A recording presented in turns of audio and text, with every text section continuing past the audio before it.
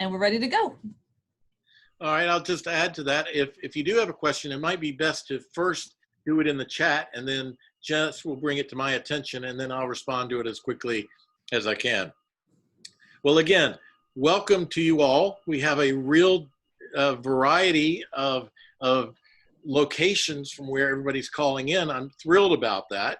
I already introduced myself to you, so I won't bore you with that again. But tonight we're going to talk about the Electoral College. But as I said in my introduction, I'm kind of a nerd about this stuff. I really enjoy it.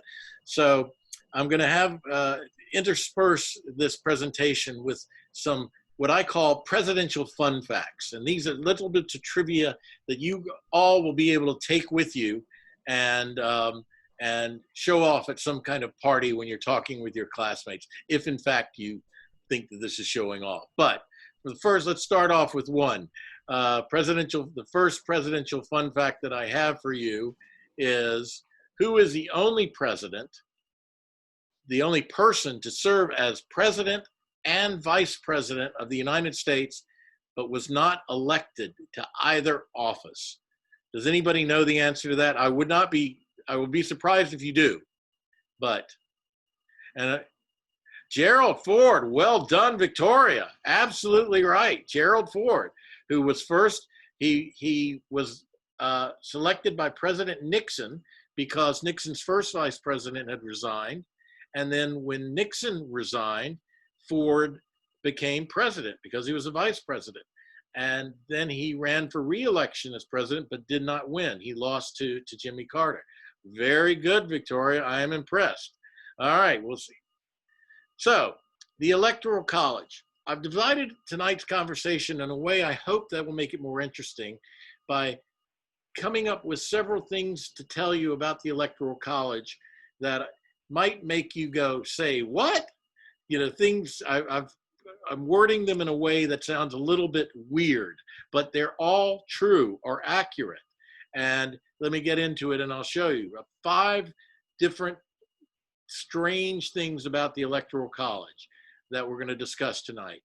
The first, in November 2020, there will not be an election for the President of the United States. There will be 51 elections for the President of the United States. Say what? Number 2, in elections for the President of the United States, sometimes the candidates who receives the most votes of the American people loses the election. So in other words, you can come in first, and that means you come in second. It's very strange. We're going to talk about that. Third, the United States is not a democracy. A lot of people hear that and they get very offended. But we're going to talk, and the presidential election is not a democratic process. We'll talk about that. Next. Although it is estimated that 250,000 million people are eligible to vote for the president in 2020, only 538 will decide who wins the election. 538 out of 250 million people. Say what? Okay. Next and final. The ballots used in the presidential election in November are fraudulent. They do not tell you the truth of what's actually going on. We'll talk more about that. Do any of those say what surprise any of you? Some of you might guess or know what I'm referring to, but do any of these other things, any of them catch you by surprise? You can give me a thumbs up or down if it does. Well, a few, yes. Okay, Anika, thanks. All right. Also says yes, so. Okay. All right. Well, let's get in and see what I'm actually meaning. Some of them you're going to be a little annoyed with me because it's sort of semantics, but some of them are very, very accurate. So let's deal with the first one. In November 2020, there will not be an election for president. There will be 51 elections. What do I mean by that? Well, let's think of it this way. If you don't mind a sports metaphor, a lot of people often have compared the presidential election to like the Super Bowl, which in the U.S. is like the penultimate, the biggest sporting event of the year. And so let's see if that metaphor holds up. Let's say it's Philadelphia versus the New York Giants in the Super Bowl. Philadelphia scores 21. New York scores 6. Who is the winner of the Super Bowl? Well, I know you all know that, and it's so obvious. It's Philadelphia, of course, because they scored 21 runs. But let's change the metaphor for a second. And rather than the championship football game, let's talk about it's the World Series. But everything else is the same. It's Philadelphia against New York. And over the course of the World Series, Philadelphia scores again 21. And New York scores a total of 6. Who won the World Series? Well, the fact of the matter is you don't know. That's not enough information to tell you who won the game won the World Series. Because the World Series is based not on who wins the most runs total, but on the number of games you win. So for example, let's look at here, and it's also possible with that score for Philadelphia to be the loser and New York to be the winner, even though they got so much more. For example, here there's 7 games in the World Series.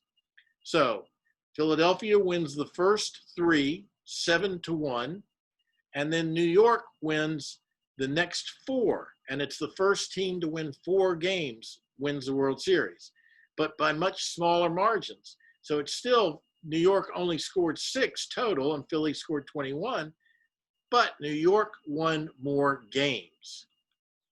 So that means New York wins the World Series. Now, how is it that they can do that despite the fact that they scored so few runs compared to what Philadelphia did? Well, because the World Series, as I said, is not one game like the Super Bowl. It's made up of multiple games. And the presidential election in November is not one election, and we'll talk about this more. It's 51 separate elections, and those 51 elections are held in the 50 states and the District of Columbia. And each one of those elections is separate and distinct from the others. So at the end of the presidential election, we're actually having to determine what are the results of those 51 different elections, because each game in the World Series, they are separate from each other. So let's get to say what number 2. Elections for President of the United States can sometimes be the candidate who receives the most votes of the American people loses the elections. Anyway, in other words, if you come in first, you can come in second. How is that possible? And what system, what sporting event, what anything can the person who who comes in first be determined to be second place and not win? Well, here's how. Let me give you an example. Let's go to a country a fictitious country that only has 3 states in it. And these states are California, Florida, and Texas. And unlike the real Florida, California, and Texas, these 3 states are identical. They have the same number of people in them. The population is the same, 1,000 people each. And each state has 10 electoral votes to give for the presidency. All right, so far so good. Well, now we have the election, and the election is between 2 candidates. One is a Democrat named Hillary, and the other is a Republican named Rump. So we have election day, and in our 3 states, and here are the results. Hillary wins California by 999 votes to 1. Smears, complete wipeout of Rump. But Rump wins Florida and Texas that he wins them by much smaller margins. He only wins those two states by 2 votes. All right. So if we add up all the votes that were received in the total election from all 3 states, Hillary comes out far ahead. Hillary has 1,997 votes from the 3 states. Rump only has 1,003 votes. That makes sense. And that's adding up the total number of votes they got from each state. But guess what? Rump wins. And the reason Rump wins is because he won more states. And more specifically, Hillary got 10 electoral votes from California, because that's all it had, but then she didn't get any from Florida or Texas. Rump got no electoral votes from California, but he got 10 from Florida and Texas. By the way, that's wrong. It says 30, but he has 20 electoral votes.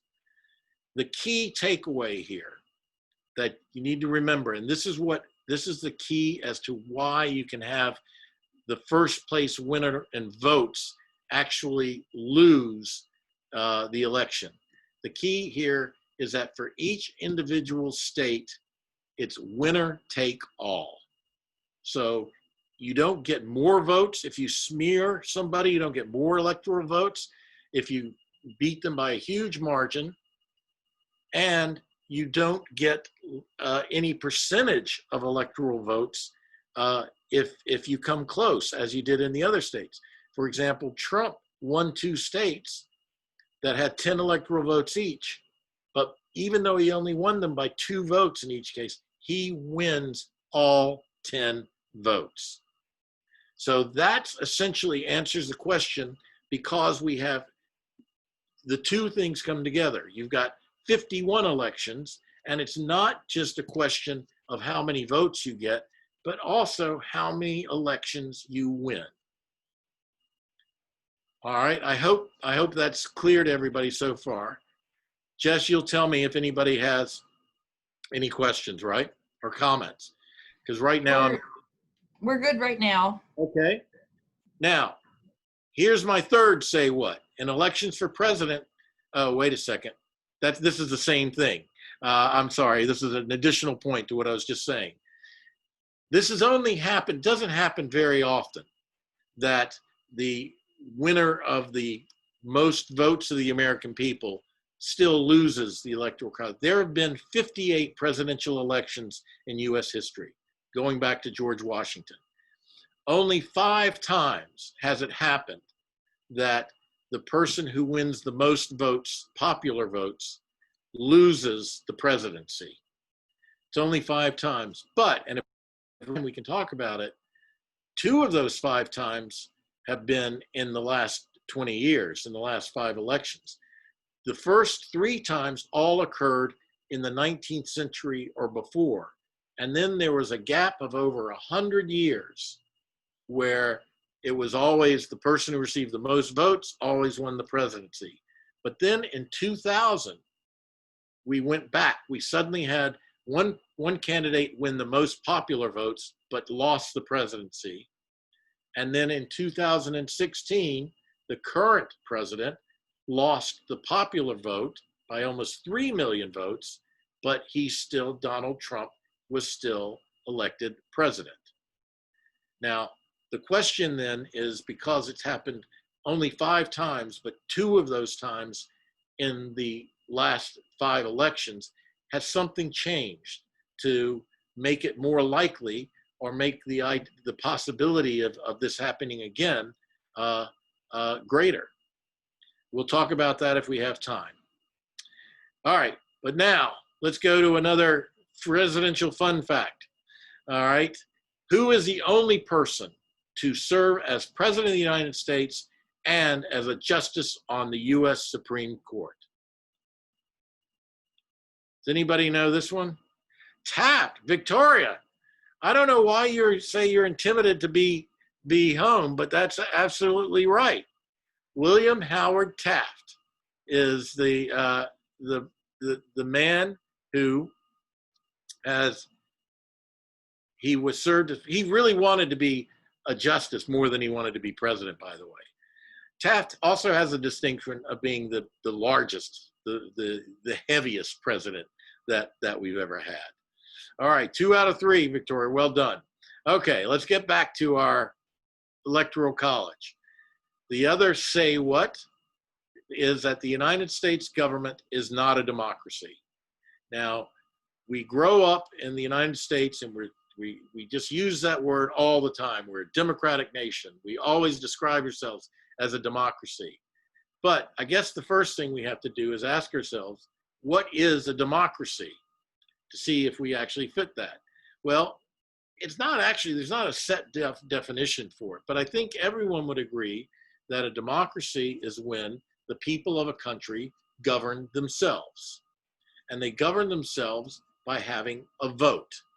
And one person, one vote, and all votes are equal.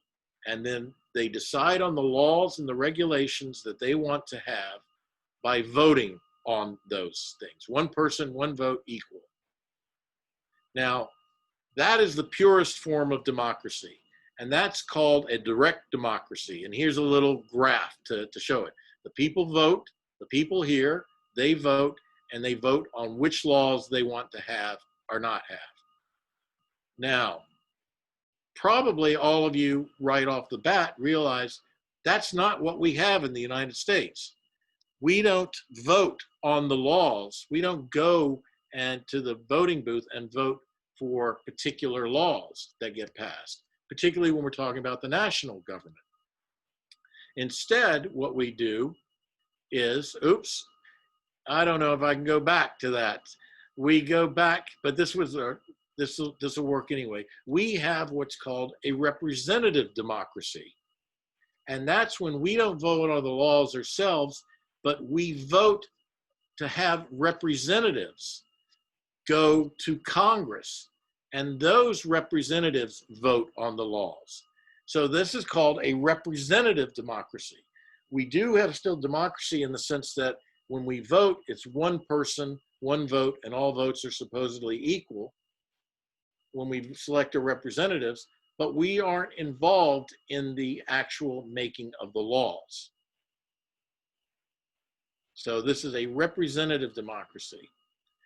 But here's another question. How democratic is the US version of a representative democracy?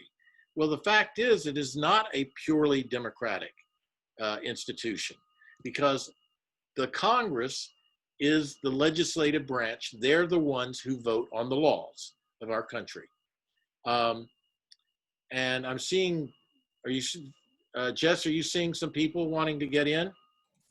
So Annika was saying that she was interested in most hearing about why the U.S. isn't a democracy. Okay, well, I'm going to add to that right now, Annika. Thank you. So why isn't it even a good representative democracy or a pure representative democracy? Well, we vote for Congress.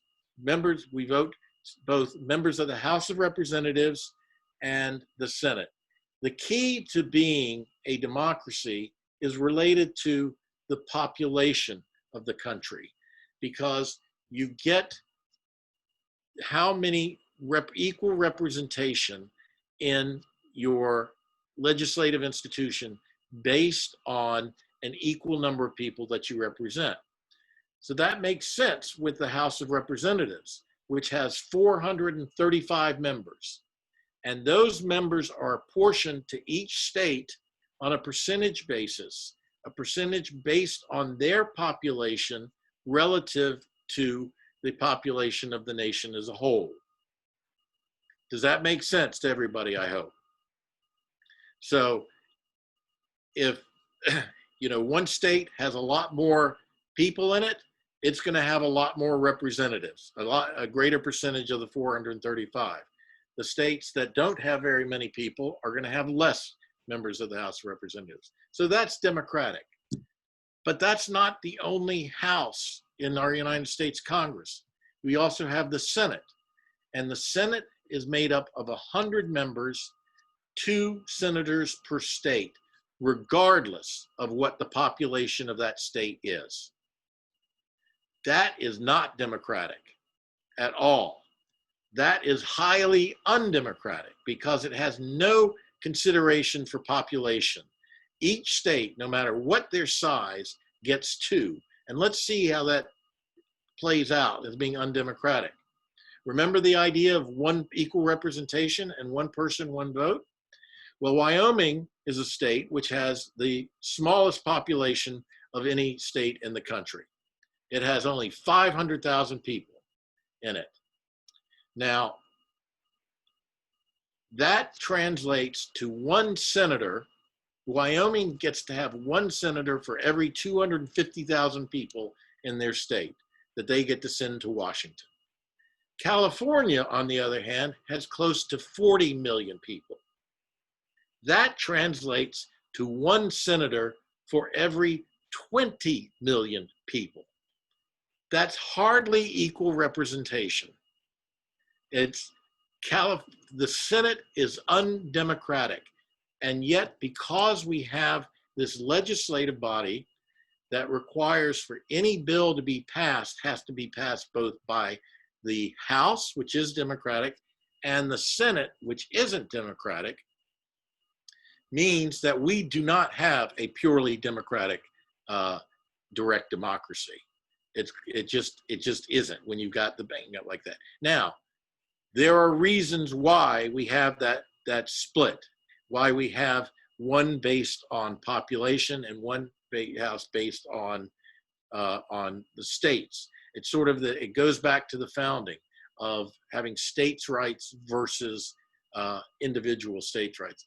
The main reason we have the two houses of Congress like this is because when we were forming the nation, the 13 colonies, and they were deciding whether to join under the Constitution, the smaller colonies did not want to be dominated by the larger colonies. If everything was done on population, all the representatives, then clearly the states with the most representatives were going to have their way on everything over the states with the smaller representatives.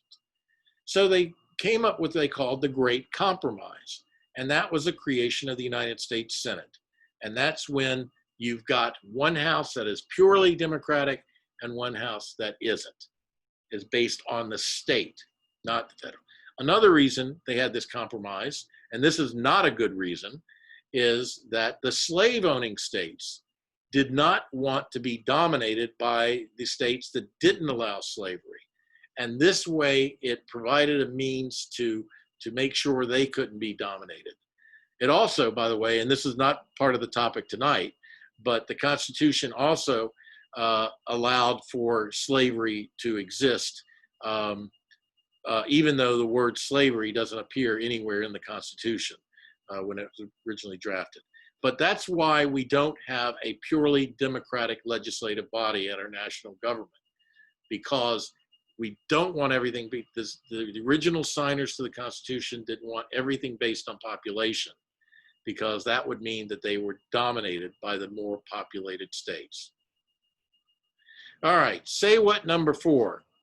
Although it's estimated that about 250 million people in the United States are eligible to vote for president in 2020, only 538 people will decide who wins the election. That's pretty incredible, isn't it? But that is definitely true. Now, remember what I said about how we have a representative democracy, that the people vote, we elect representatives who go to Congress, and they vote and make the laws. Well, the Electoral College is pretty much the same thing. The people vote, but rather than vote directly for a presidential candidate, they vote to elect representatives from their state to go to the Electoral College. And those electors, what they're called, they will vote and select the President of the United States. That's what actually happens. Now, it's not quite as dramatic as it sounds, or it has become less so over time, but that is still the process by which we have. we don't elect, when we go into the polls in November, the mass of people, we're not electing a president, we're electing representatives to the Electoral College. Now, who makes up the Electoral College? Well, I said that there are 538 people who do it. And it's based, the reason I spent so much time on Congress is because that makeup plays a big part in the Electoral College. The Electoral College is 538. That's 435 for each member of the House of Representatives. That's 100 for the 100 senators, plus DC, the District of Columbia, which is not a state, by constitutional amendment was given 3 electoral votes. So you add that all together, we have 538 members of the Electoral College. Now, each state doesn't have, not like, and it's unlike that chart I showed you of California, Florida, and Texas. Each state doesn't have an equal number of electors. What they have, the number of electors they have to represent them is equal to the whole number of representatives that they have and senators that they have in Congress. So for example, Virginia has 11 members of the House of Representatives. And like every other state, it has 2 senators. So Virginia has 13 members that it sends to the Electoral College, 13 representatives. Some states have as few as 3. Some states like California have as many as, I think, 55. And that's because, I don't remember exactly, but I think it was one time, or 56. California had 54 members of the House of Representatives and 2 senators. So that equals the number of electors they have. Here, by the way, is just a chart that shows you, based on 2010, the last census, what the apportionment of the various states are. Let's see, what did I say about California? California has 55 electoral votes. Virginia, as I told you, has 13. And where else? Well, anyway, you can come back and look at this chart and see, look up your electoral votes if you want. Let's get to say what number 4. Now, come back to this a little bit. But although it's no, this is the same one that I had. Although it's estimated that 250 million people, only 538 will decide who wins the election. And that's what the point I made. It's the 538 members of the Electoral College that actually choose who the president will be. All right, before we move on, here is my next, and I'm going to be really impressed if we get this. And you'll have to tell me the answer, Jess, because I can't see the chats right now. What is the most requested image from the National Archives involving a president? The National Archives has copies of the U.S. Constitution, the Declaration of Independence. It has photographs of every president that could be photographed. It has images of paintings of all the presidents. It has photographs throughout American history of the moon landing, of things from space. Incredible. But they also have a lot of images of presidents. This image is the one that's most requested that involves the president. Does anybody know the answer to this one, Jess? Are you seeing it? Nope. All right. Victoria guessed Washington. No, it's Richard Nixon shaking hands with Elvis Presley, the king of rock and roll. This story is so bizarre. I'm not, it could take up a whole nother lecture. In fact, I do a whole lecture on Elvis meeting Nixon. But I know a lot of you are too young to know who Elvis Presley was and Elvis Nixon. But Elvis is generally regarded as the king of rock and roll. Well, one day in 1970, December 21st, he shows up at the White House. He had no appointment. He had nothing set. He just showed up, handed the guard a handwritten note saying who he was and saying he'd like to meet with President Nixon. Amazingly, he got through. Not right away. They took the message in. He went back to his hotel, but then he got a phone call later saying, yes, the president would meet him. It's just such a bizarre story. And this image, you have to realize why it's so. Richard Nixon was a very conservative president. And Elvis was one of those guys who's wearing these jumpsuits, although this is kind of a conservative jumpsuit. But notice his belt buckle too, and his cape kind of. He goes into the White House and his necklace. So this photo is just surreal in itself. And this is the image that most people request.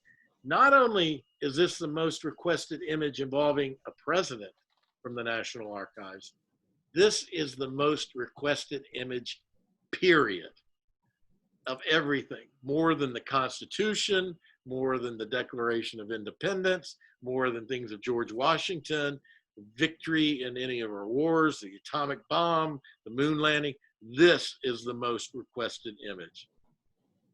All right, that little trivia you can keep. If you don't remember anything else from tonight, that's what I want you to remember the most, okay? I'm joking, but. All right, let's get to say what number 5. The ballots used in the November presidential election are fraudulent. That might surprise, I would guess that most of you are going to be surprised by that. And what I mean by that is when people go into the voting booths in November 2020, they are not actually voting for their choice to be president. They are voting for the representatives, the electors who will actually choose the president. We've already talked about that. But the ballots they use don't tell them that. They don't say that. What they do is they create this false impression that most states, and each state can design their own ballots, but most states will just list the name of different presidential candidates. And so when people vote for Donald Trump or Hillary Clinton, they think they are voting directly for that person. That's not what's going on. In fact, what each state will have is, and I gave you the example of Virginia. Virginia will have 13 electors. And when somebody votes for one candidate or the other, it goes into that ballot. And at the end of the day, they count those ballots up. Whoever won the most votes, that slate of electors who all said that if we get elected as electors, we're going to go vote for Donald Trump, or we're going to go vote for Hillary Clinton.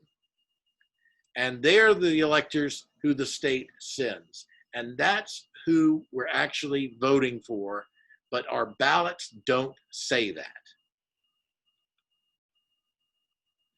All right, a recent question that just came up, what about faithless electors? And these are people who say they're picked to be electors by the state, and they say, if I'm an elector, I'm going to vote for this particular candidate. But then they go to the Electoral College and they don't actually vote for that electoral candidate. This happens every election. There are always a few electors who decide, I'm not going to vote for who I promised to vote for.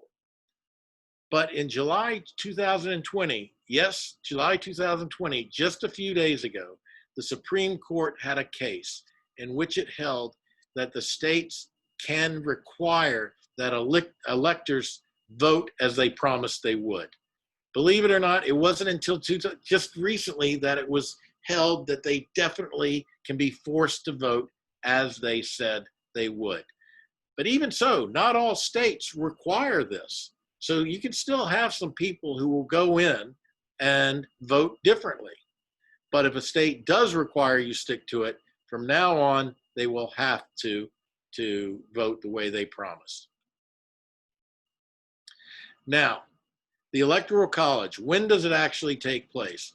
We have the election in November, which determines who the 538 members of the Electoral College will be.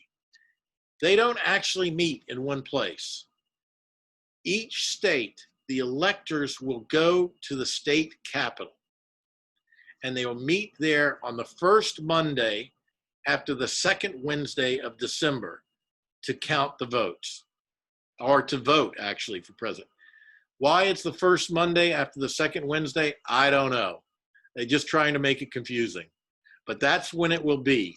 So we don't actually technically elect the president until the first Monday of the second Wednesday of December.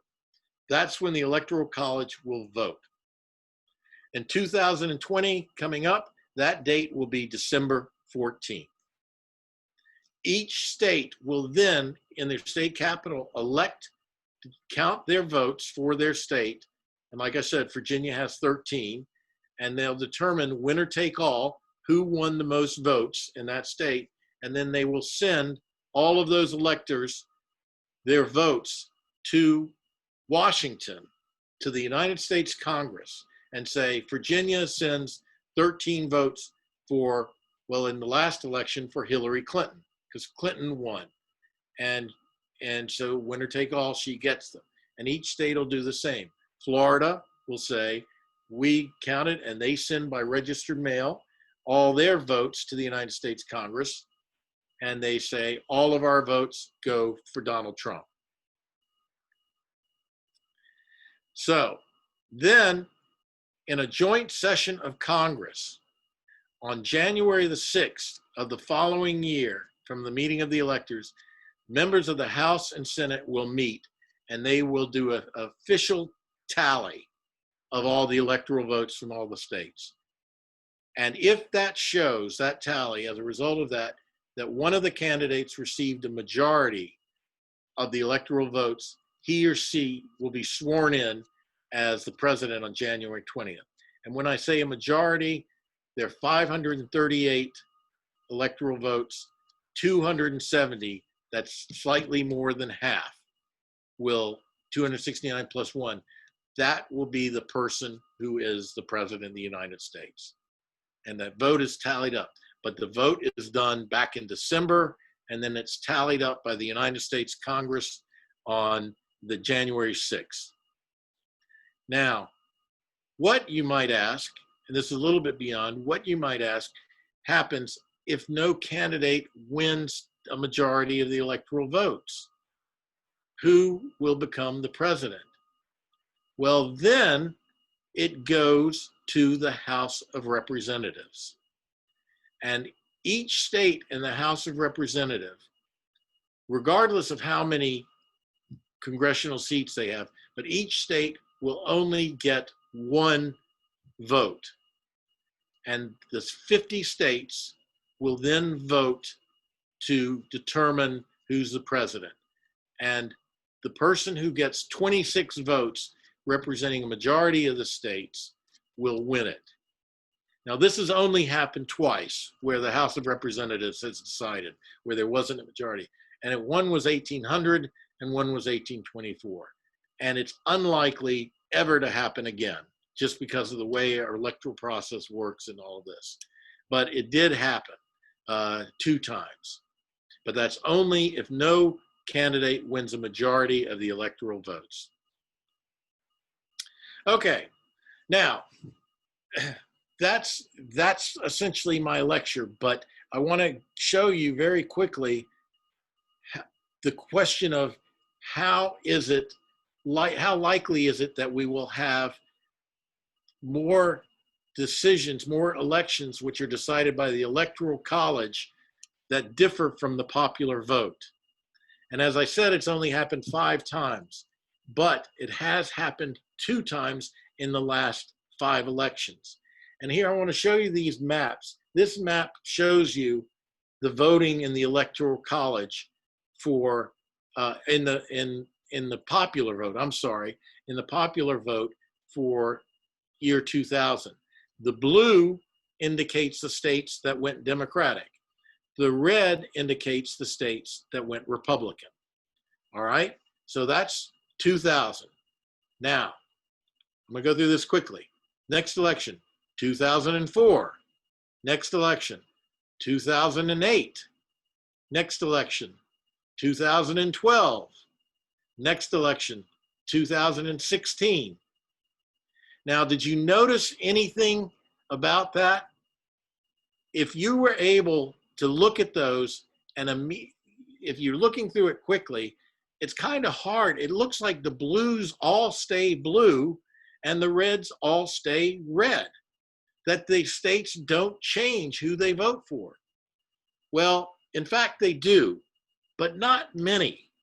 Since 2002, in 5 presidential elections, the last 5, only 12 states went once for a Democrat and once for a Republican, or, you know, they didn't uniformly vote for one party. Only 12. But even in that, some of these states voted for a Republican 4 times and just a Democrat once, or reverse.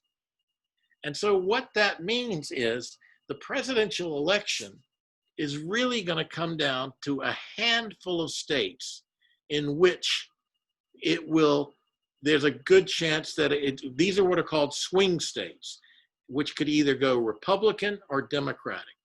Some people predict that it really is going to come down to 4 states this time, based on the polling and everything that's going out. And those 4 states that will decide the election are Pennsylvania, Wisconsin, Michigan, and Florida. Now, it's probably going to be more than that. But what you will see is the presidential candidates are going to spend most of their money in those 12 states or maybe less. And so if you're in any of those states, you're going to see nothing on television but presidential commercials all the time. And you're going to hear about the visits to the state by the presidential candidates. One of the reasons people argue for the Electoral College is because since every state has some votes that nobody, and some of them are based not on population, that in the presidential election, the candidates will pay attention to all the states. They won't just go to the ones with the most population. They'll go to states which have a big rural vote, things like that. But that only makes sense if the states are willing to change and vote. And if over time they always vote the same way, then that justification for the Electoral College just doesn't make sense. For example, California is always going to go Democratic. Texas is always going to go for Texas. Well, this year there's some indication it might be. But anyway, most of these states always go the way they want to, except for those 12. And so most of the election, the money spent, the campaigning takes place in 12 or less states. Now, Jess, could you pull up that site I wanted to show them? Yep, I just put it in the chat. It's called 270 to Win. And you guys can kind of play around with it and see what different combinations of electoral votes would get one way or the other for Democrat or Republican. This is what nerds like I do. When you're sitting around and you can look and you can click and change the color of the state and to say, okay, if this state goes Democratic, how many votes total will that give the Democratic candidate, or the reverse? And you can change and play around with it based on the polls and all of that. And this shows what happened in 2016, where Hillary Clinton, who, although she got 3 million more votes from all of these blue states total than Donald Trump got from all of these red states, he won enough states that he actually got 304 electoral votes as opposed to 227. And given that the United States has become so polarized in terms of our partisan views and so set in states, I think it's a lot more likely that we are going to have more decisions in the future in which the popular vote and the electoral vote have different conclusions. All right. Now, that's the end of my presentation, but I am happy, I would be welcome to answer any questions you might have or go back and talk about anything further if any of you have any questions. And you can just unmute yourself and ask directly, or you can put it in the chat.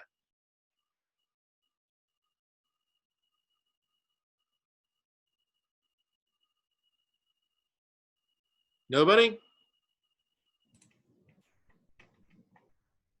Well, you know, I suspect that all of you were able, I hope were able to follow this, because you're giving up an evening in your summer to listen to a talk like this. That says to me that you have an interest in this kind of thing, and that you want to learn more about the American system of governance. And that actually makes me very happy, because I really do believe, you know, the future of our country, you guys are going to be the future of the country, not me. And not my generation. You're the rising generation. And even if you don't get to vote in this next election, you're going to be talking about these issues a lot. And 4 more years will be here very quickly when you will be voting. And all I can say is it's very important that you vote. I know that you know that. I'm probably preaching to the converted here, but some people don't think it's important. Well, here's an example. In 2000, when Al Gore beat George Bush in the popular election by more than 500,000 votes, that didn't matter. It all came down to one state, and that one state was Florida. And in Florida, George Bush won by 550 votes approximately. So in a nation of 120 million votes, it came down to 550 votes in one state that decided the election. So I tell that to people who say, oh, well, my vote doesn't matter. It doesn't. Well, sometimes it may not, but you never know. And so it's very important that you do. You guys are the leaders, the next generation of leaders in this country. And if I can make a little pitch for Sweetbriar here, even though this talk isn't about it, we emphasize a lot in our subject matter and teaching on leadership skills, that you are going to be the future leaders of this country. All right, I see we have a question. Yep, Namaya has a question. You can ask it in the chat, or if you want to unmute yourself, you can ask it that way.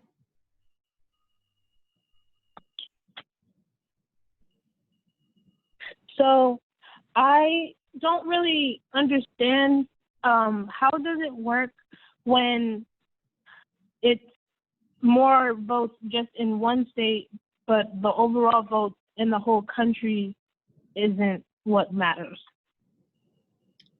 Well, because, and Namaya, when did you come into the talk? Just so, have you been here for the whole thing, or did you miss some of the early parts of it? She joined I missed some of it. So I'm sorry, what? Okay, well, it comes back to this, and it's not necessarily an easy one to grasp. It comes back to this concept of that they're actually, each state has its own election, right? And each state sends its own electors to the Electoral College. But then where it changes, that what makes it possible to lose popular vote but win the vote is that most states, 49 states out of the 51 that send electors to the country, 49 states have winner take all. So California, for example, Hillary in the last election beat Donald Trump by millions of votes, millions. But she only gets that same number of total number that of the electors that California has. She doesn't get any more by virtue of the fact she really smeared him. And the opposite is also true. Donald Trump beat Hillary in Pennsylvania, but she only beat her by like 1% of the vote, unlike what happened in California. So in that circumstance, because of winner take all though, he still got all of Pennsylvania's electoral votes. Now, it is still sort of a perfect storm. You've got to win enough of the states and to win the enough electoral votes. It's hard to do. As I said, it's only happened 5 times, but it has happened 5 times in the last 20 years. Let me pull up something to show you again, if I can. So Anika was asking, do you think elections are a big focus in political science, or are there other sorts of areas to learn more from? I think there are other sorts of areas to learn more from, but my focus, I got to tell you, is on elections. But there's a whole lot more that goes into elections, like determining who is going to vote, what kind of groups are going to vote for what kind of issues. A lot of people don't align themselves with the traditional 2-party system that we have in the United States. So there are a lot of other issues involved in political science besides just elections that are very, very important. We're seeing that right now in terms of what the United States is happening in the United States, in that all of these demands for racial justice. This is a huge political movement, regardless of where you stand on this issue. It's a huge political movement that really right now is not having anything to do with an election. And we're going to have an election between 2 elderly white guys. And yet we're having this huge political debate in our country on racial injustice.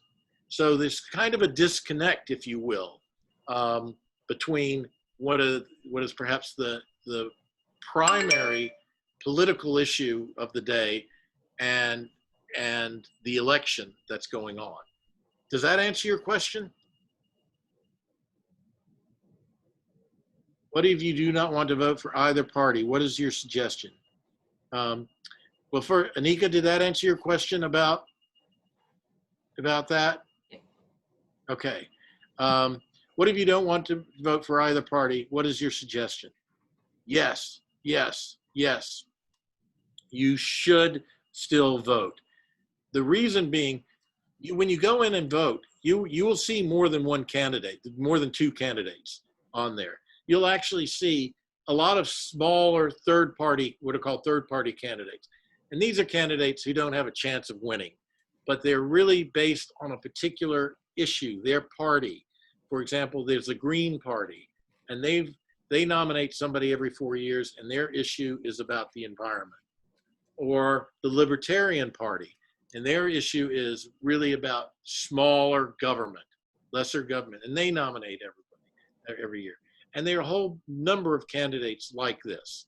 And so if you look into and do some research, you might find that you want to vote for one of those people, that their party represents a political view you feel strong about. And by giving them more votes, they don't have a chance of winning, but that will get them greater attention, bring greater attention to that issue, which is important for you.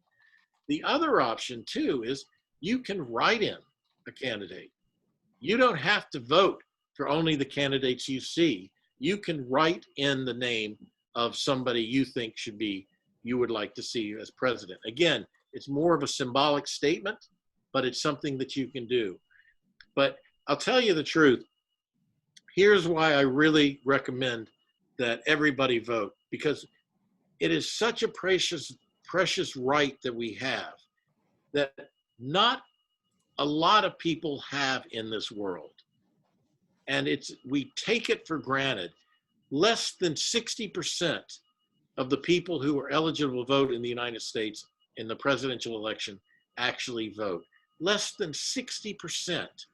Other countries you'll go and you'll see it's like 90%.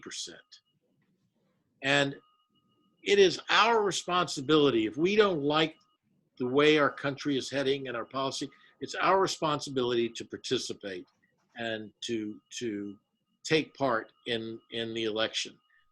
Every year at Monticello, they have a big speech and thing on the 4th of July, Independence Day. And in addition to having a big speaker, though, that's become a series where where a number of people are becoming sworn in as U.S. citizens, the induction ceremony. And so these are people from all different parts of the world who had chosen to become a United States citizen. And as part of that ceremony, they didn't used to always do this, but now they do. They will give each of those people, if they want to, the opportunity to say what this means to them, why they wanted to become a U.S. citizen. And most of the time, when they talk about it, they talk about the rights that they have as a U.S. citizen that they didn't have in their own country where they were coming from. And the right to vote is one of those things.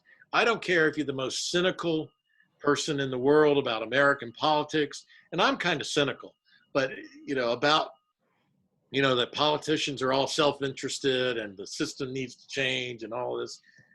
I tell you, you sit through and you hear these people and you realize that we have so many rights in the United States that we take for granted, and voting is one of them.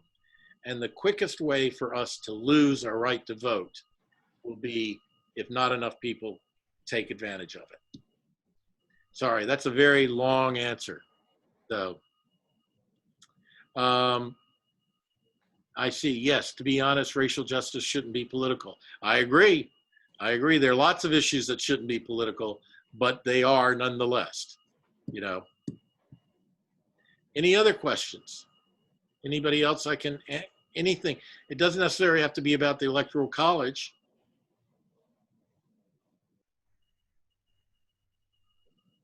All right, well, it looks like we're winding down. As I said, I'm a nerd for this stuff. I really enjoy it, and I enjoy talking about it. So thank you for joining us tonight. And as Jess says, if any questions come up later that you'd like answers to, please email me. I'd be happy to do it. And if you ultimately decide to come to Sweetbriar, I hope you'll take a political science course and come by my office and see all my political memorabilia.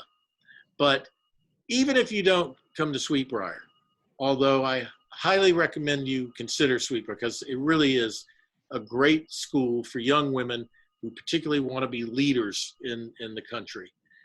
But this is an exciting time in your life, despite the pandemic. Going to college is really just a great experience and a great time in your lives. And so be excited about that, wherever you end up going. As I said, I think Sweetbriar is a great choice for a lot of people, but it may not be the right choice for you. But if you consider it and look into it and you like tonight's lecture, this is what we try to do at Sweetbriar. Anyway, it's been a real pleasure to talk to you. I'm very encouraged. Oh, thank you, Victoria. Victoria gave me a clap. I really appreciate that. And I hope you will write me. And I wish you all good health and great luck in your senior year and in your ultimate college selection. Okay?